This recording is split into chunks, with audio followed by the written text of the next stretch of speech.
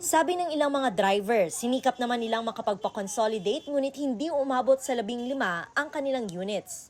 Iyon daw ang dahilan kung bakit hindi sila nakapasok sa kooperatiba.